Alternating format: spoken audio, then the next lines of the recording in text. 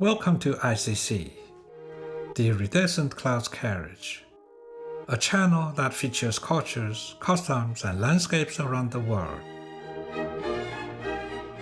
Once acclaimed by a British colonialist as the most romantic spot on the subcontinent of India, Udaipur is located in the northwestern Indian state of Rajasthan. This mesmerizing city is also known as the City of Lakes or the Venice of the East. Its rich history, vibrant culture, and the stunning architecture make it a popular tourist destination. Legend goes that, in 1553, the ruler of the Mewar Kingdom, Maharana Uday Singh II, at the advice of a holy sage, founded a city in a fertile valley blessed with picturesque lakes and crisscrossing rivers. The city was later known as Udaipur, meaning City of Sunrise. Under repeated attacks by the Mughal troops of Akbar in the mid-16th century, the capital of the Mewar Kingdom was moved from Chittagong to Udaipur. Thus began the historical significance of this city. The rulers of Mewar, known as the Maharanas, were renowned for their valor, patronage of the arts, and architectural achievements. In 1818, Mewar became a princely state of British India. The Maharanas continued to hold their position under the British rule, and Udaipur retained its status as the capital. When India gained independence in 1947, the Maharanas turned their territory to the government of India, and Mewar was merged into the state of Rajasthan, in which Udaipur and the Maharanas have enjoyed a favorable position. The descendants of the Maharanas have lived here up to this day. Udaipur boasts a dynamic culture that is a blend of Rajput traditions and contemporary influences. The city is especially interesting in that the splendid Jagdish Temple and the majestic city palace are nestled right in the bustling narrow streets that showcase local artifacts and fabrics. Its regal charm, cultural heritage, and natural beauty perennially attract visitors from around the world. In this video, we will let you sample the flavor of Udaipur by touring the glamorous streets, the exquisite Sri Jagdish Temple, and the magnificent city palace.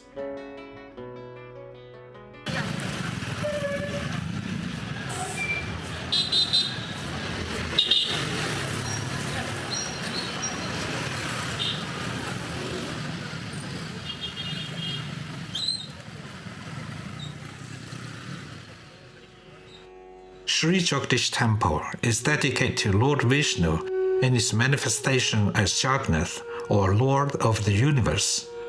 It stands as a magnificent testament to devotion, architectural brilliance, and spiritual heritage.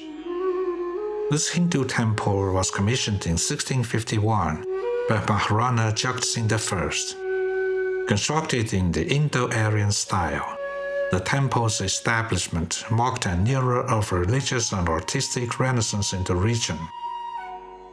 The temple perches on a raised platform.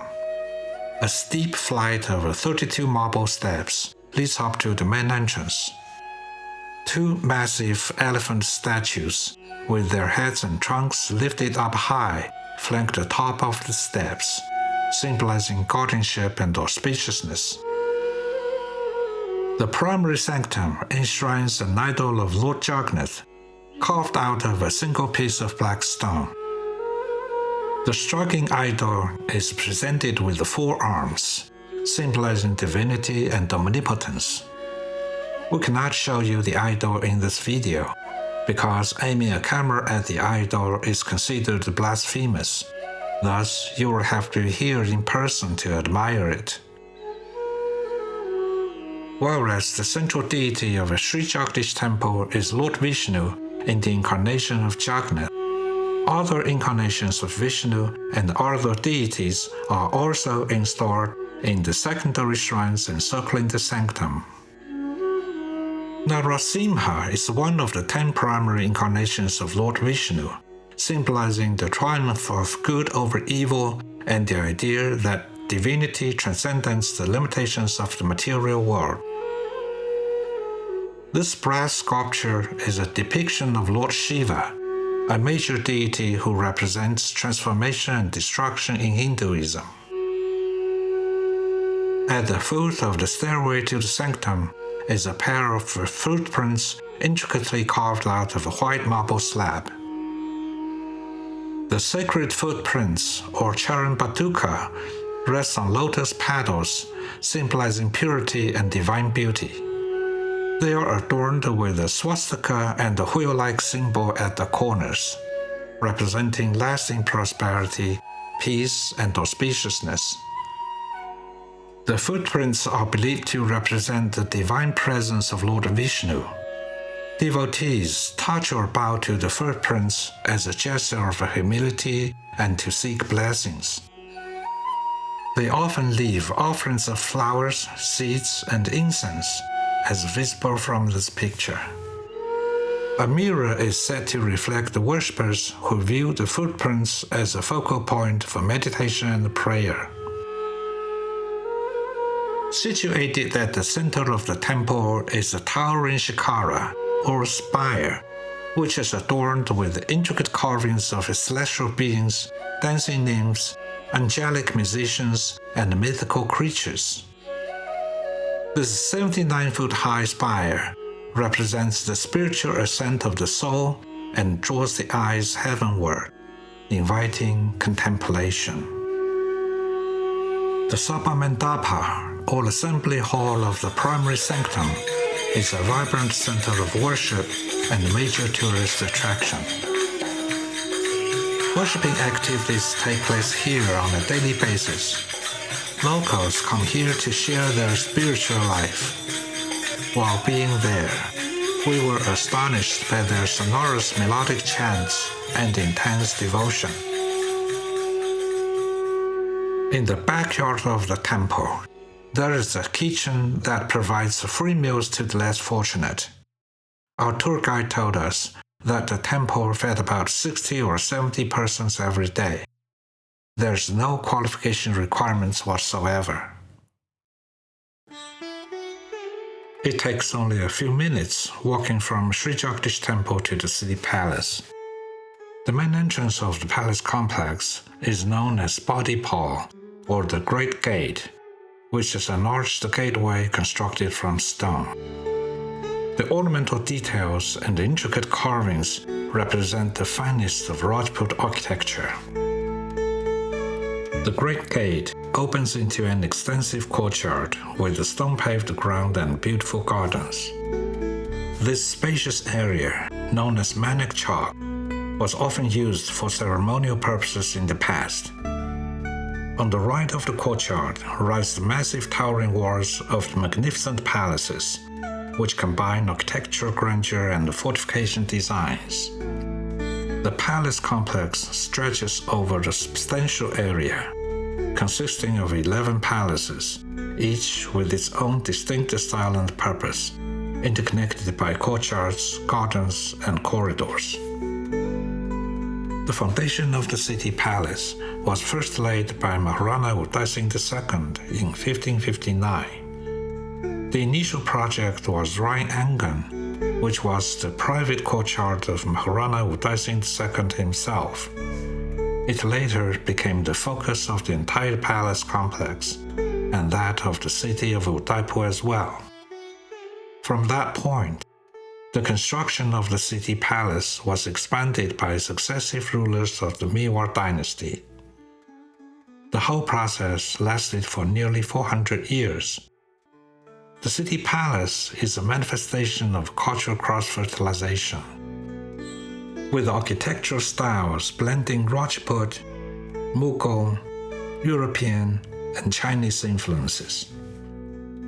The palace was used as the royal residence until 1955. In 1969, after being used as state government office for 14 years, Maharana Bhagwat Singh turned the main portions of the city palace into a grand public museum of Mewar history.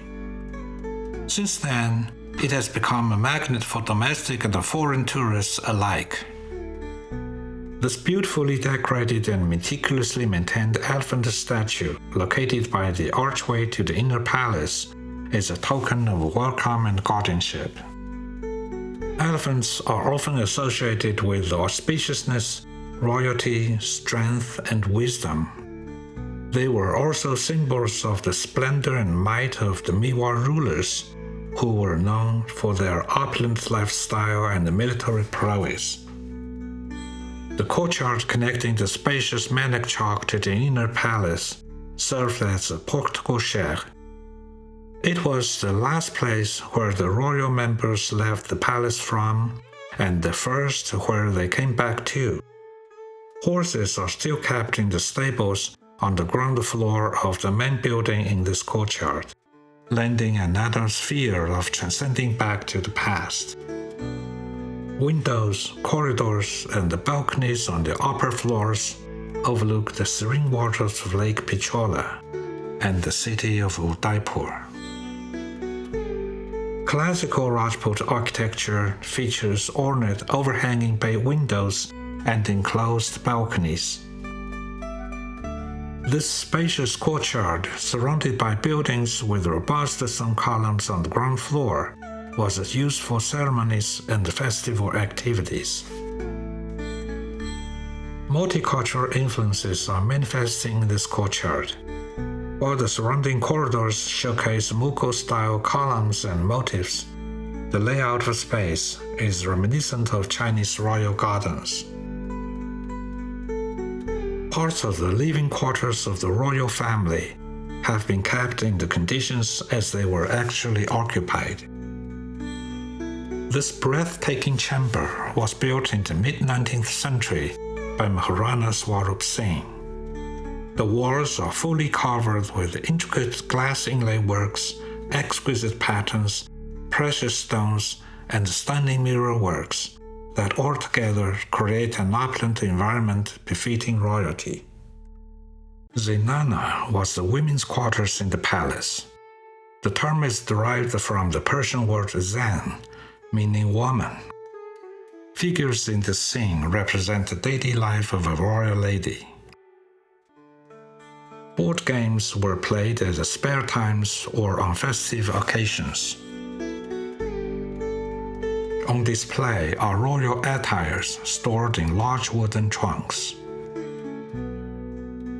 The military prowess of Mewar royal family was also embodied in their female members. On display are armors and helmets for ladies. This picture shows swords, sheaths, daggers, a chest protector, and a gun used by Mewar royal ladies. In comparison with the guns used by men, this long and slender matchlock gun appears distinct with its lightweight and gilded floral patterns on the body. Music played a remarkable role in the Mewar society. It was frequently played not only to obtain sensual gratification, but also to entertain deities and to seek blessings. Today, visitors can still see a rich collection of musical instruments once played at the city palace, mostly plucking and bowed string instruments. The city palace is not just an architectural marvel, but also a symbol of the enduring legacy of the Mewar dynasty. It is an essential part of Udaipur's cultural landscape.